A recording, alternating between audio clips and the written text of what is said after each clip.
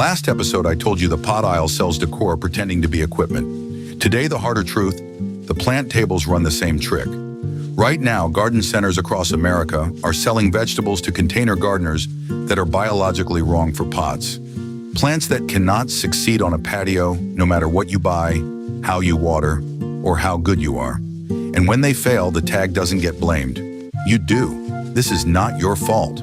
Nobody at the register says the corn needs a crowd to make a single edible ear, that the watermelon plans to travel 20 feet, or that the asparagus won't feed you until the third summer. The plant looks small in its little six-pack. The biology arrives later. Today, the 9 most loved vegetables that flatly refuse container life, counted down from disappointing to heartbreaking. And here's the part that makes this a happy video. For every single one, the swap, a container-loving stand-in that scratches the same itch and actually delivers. 9 traps, 9 trades. Zones 5 through 9, any patio, balcony, or doorstep. Fair warning, number 1 is the vegetable America loves most. The one half of you came here to grow, and I'm going to talk you out of it and hand you something better. And after number 1, I'm giving you the 5-second tag trick that tells you whether any plant in the store, today or 10 years from now, belongs in a pot before it ever gets in your cart. If a garden center has ever sold you a heartbreak, hit subscribe. This episode is the apology they never gave you. Let's clear the table. Starting at number 9, sweet corn, the crop that fails in containers by arithmetic, before biology even gets a vote. Here's what the seed packet never explains. Corn is wind-pollinated. Every single kernel on an ear is a separate pollination event. 1 silk thread, 1 grain of pollen, 1 kernel. Miss a silk, and that spot on the cob comes up empty. To pollinate reliably, corn needs to grow in a block, a minimum of 9 to 16 plants, tightly grouped, so pollen falling off the tassels actually finds silks below. In a field, easy. In a pot? Do the math with me. Each stalk wants at least 5 gallons of soil, produces 1, maybe 2 ears in its entire life, and needs a dozen neighbors to fill those ears at all. That's 60 plus gallons of soil, a whole summer, and most of your patio, for 1 skillet of corn if the wind cooperates. And I get the pull. Nothing on earth tastes like corn picked and cooked inside the hour. That's the whole reason people try. Most container corn doesn't die, which is the cruel part. It grows tall, looks magnificent, and hands you cobs of empty rows in September. You did nothing wrong. You were outnumbered. Grow this instead. Sugar snap peas. Same magic. Sugar that starts converting to starch the minute you pick. So homegrown embarrasses the store. But a vine that loves a pot, a 5-gallon container, and a $3 trellis, 60 days to harvest, and it produces for weeks instead of once. Cool season bonus. Plant in early spring and again in late summer for a fall crop. 2 harvests in the corn's single failed one. Number 8 plans a road trip the moment it sprouts. Number 8, watermelon, the classic full-size kind, a plant with the appetite of a hog and the wanderlust of a teenager. The tag says watermelon. What it means is a vine engineered to run 15 to 20 feet in every direction, drinking harder than anything in your garden, to ripen fruit that weighs 20 to 30 pounds each. In the ground, that vine roams and roots as it goes. In a container, all of that ambition has to be funded by whatever soil you gave it. And there is no honest pot size for it. Even a half barrel leaves the vine rationing water by July. The fruit stalls at softball size, or the plant simply aborts it. And a melon that does size up on a balcony rail becomes a structural question no one wants to answer. If you've watched a container watermelon flower beautifully and then drop every single fruit, that wasn't your watering. That was the plant doing its own math and canceling the project. Grow this instead. Sugar Baby, the Bush Icebox watermelon. Bred for exactly this job. Compact vines a third the length, melons 6 to 10 pounds.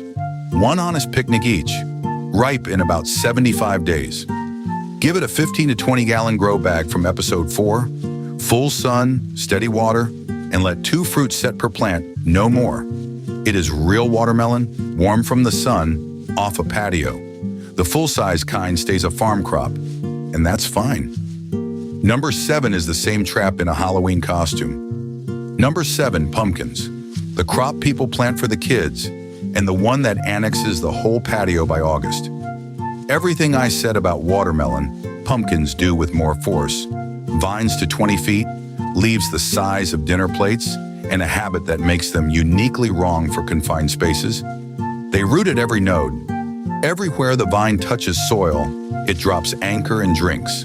That's the superpower that grows 500-pound state fair monsters in the ground. And in a pot where there's nowhere to anchor, the vine runs across your concrete, getting thirstier and thirstier, funded by one lonely container. The classic ending: powdery mildew takes the stressed vine down in August, weeks before the fruit colors up, and the kids get their pumpkin from a grocery bin. Nobody plants a pumpkin cynically. It's the most hopeful seed in the rack, which is exactly why it deserves an honest warning instead of a shrug. Grow this instead: Jack B. Little minis, or for eating, honey bear. Acorn squash. Jack B. Little makes real, deep orange pumpkins that fit in a child's palm. 6 to 8 per plant on a vine short enough to spiral around a tomato cage in a 10-gallon pot. Honey bear was bred as a true bush, no runners at all, and hands you 3 to 5 single-serving acorn squash from the same size container. October photo, delivered, no annexation. Number 6 looks like a tiny cabbage tree, and that's the problem.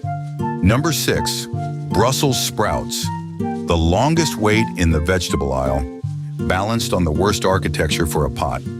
Read the fine print the 6-pack hides. 90 to 110 days from transplant. You plant in June and harvest at Thanksgiving, and in between, the plant becomes a top-heavy pole. 3 feet tall, a thick single stalk crowned with heavy foliage, sprouts forming slowly up the trunk. In a bed, roots spread wide and hold it. In a container, that's a sail on a stick in every summer thunderstorm. One gust and 5 months of patience is horizontal on the concrete, and all season long it's the neighborhood aphid buffet. The sprouts' tight little heads are perfect aphid apartments, and on a patio there are no ladybug reinforcements riding in. Brussels people are patient people. You signed up for the long game, and that says only good things about you. The plant just needs a footing a pot can't give. Grow this instead: kale. Same family, same sweet after frost magic. Episode 3, viewers remember, frost turns kale's starch to sugar. But built for containers, harvest begins at 50 days, and it's cut and come again. So one 5-gallon pot hands you leaves every week from summer to hard frost, standing 18 inches instead of 3 feet. One kale pot out produces a Brussels stalk 5 to 1 before the sprouts even form. Number 5 spends a whole season building you exactly one dinner. Number 5, full-size head cabbage, the proudest looking failure math in container gardening. Here's the trade the tag offers in plain numbers: 1 plant, a 5-gallon minimum pot, outer leaves spanning 2 feet, 70 to 100 days of daily water and real fertilizer appetite, and at the end, 1 head. 1. The plant is done. Pull it, start over. Per square foot of patio per week, head cabbage is arguably the worst deal in the entire vegetable kingdom. And the season fights you too. Cabbage wants a long, cool run, but containers run hot. Episode 2 taught you pot soil swings far past ground temperature. So patio cabbage bolts or splits in the first real heat wave, and the one head you waited for cracks open like a bad joke. And when it works, it is glorious. A homegrown cabbage looks like a trophy. I'm not saying you couldn't. I'm saying the rent is criminal. Grow this instead: bok choy, or Napa minuet if you want the barrel shape. Bok choy is a cabbage that respects your time. 45 days, happy in a 2-gallon pot, and you can cut the whole head or peel outer stalks and let it keep going. Succession sow a few pots 2 weeks apart, and you eat cabbage family crunch all season from the footprint that one head cabbage would have squatted on till fall. Before the top 4, one myth to bust, because it's the exact lie that sells every plant on today's list. Quick myth check. Any vegetable grows in a container if the container is big enough.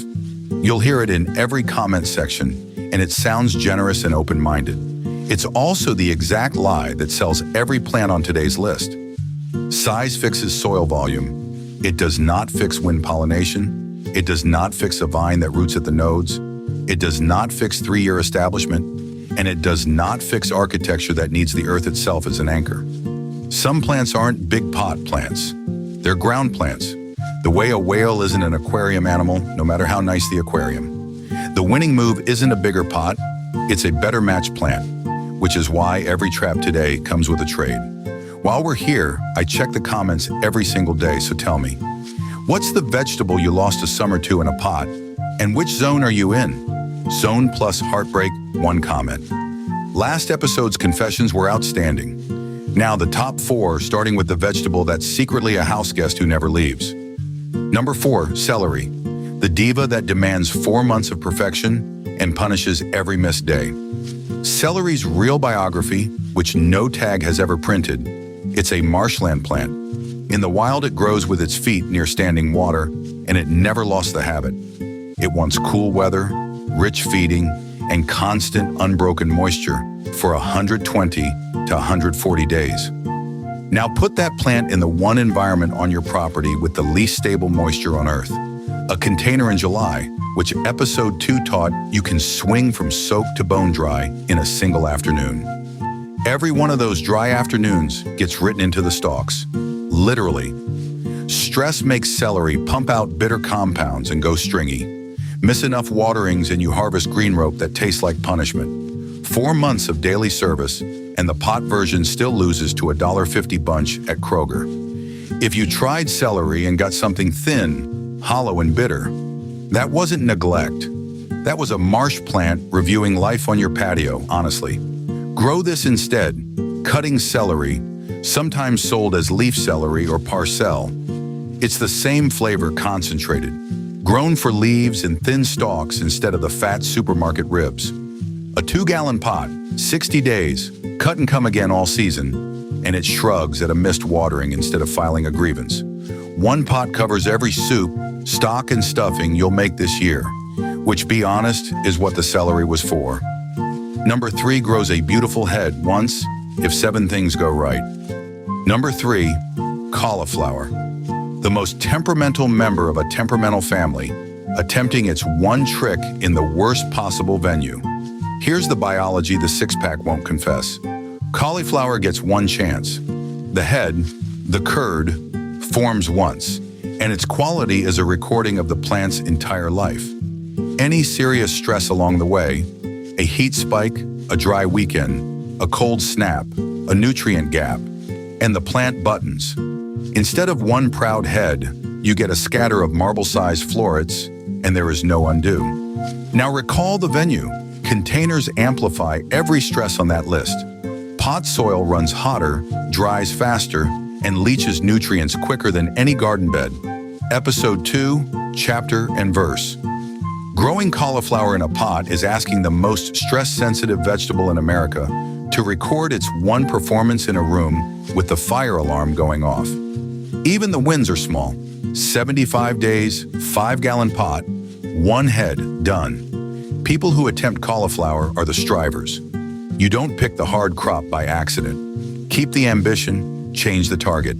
Grow this instead. Sprouting broccoli. Broccolini's garden form. Same family, same roasted brassica glory, opposite temperament. Cut the main crown at 60 days and the plant answers back, pushing out side shoots for 6 to 8 more weeks. Stress doesn't void the season, it just slows the next flush. 1 5-gallon pot, 1 plant, a dozen harvests. The one-shot diva stays in the ground, someone else's ground. Number 2 asks for a 3-year lease on your best pot. Number 2, asparagus, a magnificent vegetable and a flatly impossible tenant. Asparagus isn't a crop, it's an institution. Planted from crowns, it spends year 1 growing ferns and building roots. Year 2, more ferns. You're still not allowed to harvest more than a stalk or 2. The real payoff starts in year 3 and then continues for 15 to 20 years from a root system that runs 6 feet deep and wide in real earth.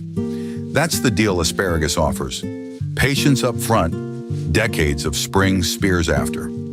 A container can't sign that contract. No pot holds a 6-foot root institution. No potting mix stays alive and structured for 3 years without renewal. And winter is the deal breaker. In the ground, crowns sleep below the frost line. In an exposed pot in zone 5 or 6, the freeze comes at the roots from every side, and the whole 3-year investment dies in its first January. It isn't a skill issue. The math has no version where the pot wins. Asparagus people are planters, the folks planting for a decade from now. That instinct is exactly right, pointed at a perennial that can live in a pot. Grow this instead. Egyptian walking onions, the immortals from episode 3. Same promise, plant once, harvest for years. But container native, hardy in a pot to zone 3, no protection, no lifting, and they replant themselves, bending over to plant next year's crop while you watch. Green onions every spring, forever, from one 10-inch pot. That's the perennial contract a patio can actually sign. And now, number 1, the one I'm sorriest about, the vegetable America loves most. Number 1, the most beloved plant in American gardening, and the number 1 container heartbreak in the country, the beefsteak, and every full-size indeterminate heirloom like it. Hear the whole sentence before the comments load. I am not saying never grow tomatoes in pots. Tomatoes are the best thing you can grow in a pot. The right ones. I'm saying the specific tomato half of America carries home. Beefsteak, Brandywine, Cherokee Purple, Big Boy, the 1-pound slicer dream, is an indeterminate. A vine with no off switch, genetically committed to growing 8 to 10 feet and drinking accordingly all season long. In the ground, glorious. In a pot, here's the season you probably already lived. The plant needs 15 to 20 gallons of soil minimum. Most people give it 5. By July, it drinks its entire pot dry daily, and every afternoon it misses, the swings do 2 things: snap off the flowers and starve the fruit of calcium in transit, which is blossom and rot. That black-bottomed heartbreak, which episode 2 told you is a watering wound, not a soil disease. The survivors then split their skins the first time rain follows a dry spell. 100 days of tending, 4 cracked tomatoes. This is the one that makes people quit. Not because they failed, but because they failed at the vegetable, the one everybody else seems to manage. Listen, you didn't fail tomatoes. You were handed a 10-foot farm vine and a 5-gallon bucket and told it's a beginner plant. It never was. Grow this instead, and this is the happiest swap on the list. Determinate and dwarf container tomatoes. Patio choice, bush early girl, tumbling Tom, celebrity. These aren't compromised tomatoes. They're bred for the job. A fixed mature size of 2 to 3 feet, fruit that sets in coordinated waves instead of a season-long drip. Happy in the 5 to 10 gallon pots you already own. No 8-foot staking engineering. Square foot for square foot on a patio, a determinate outyields a struggling beefsteak 2 to 1, with sauce-worthy waves instead of one cracked trophy. And if it's the flavor of the heirlooms you're after, dwarf projects like Rosella Purple put Cherokee-class flavor on a 3-foot plant. The dream isn't canceled, it's recast. That's the table cleared. 9 heartbreaks refused, 9 trades that pay. But I promised you something bigger than a list, the trick that makes you trap-proof forever. Here it is, the 5-second tag trick. From now on, you never memorize a banned list again. You read one line on the tag, flip any plant tag or seed packet, and hunt for the magic words: bush, dwarf, patio, compact, container, or on tomatoes, determinate. Any one of those words is the breeder telling you, in writing, this plant was built for your situation. No magic word? Then run today's 3-question audit, 5 seconds flat. Does it need friends to pollinate? Corn's trap. Does it plan to travel or tower? The melons, the pumpkins, the sprouts? Does it want more than one season? Asparagus is trap.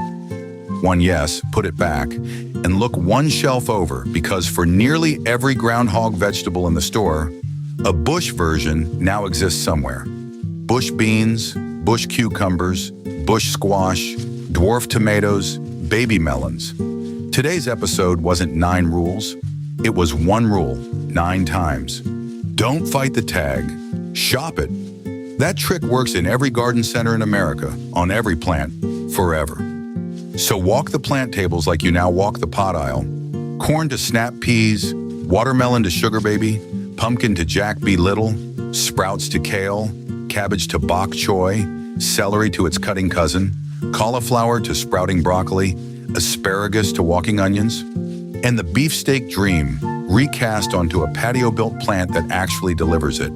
But knowing what to plant raises the calendar question, because half of you are watching this in late summer, thinking the season's over. It is not. August is the second planting season almost nobody uses. 15 crops you'd be silly not to start next month with the frost date math for your zone. And that's the next video. If a garden center ever sold you a heartbreak, subscribe and I'll see you there. Same patio 2 days from now.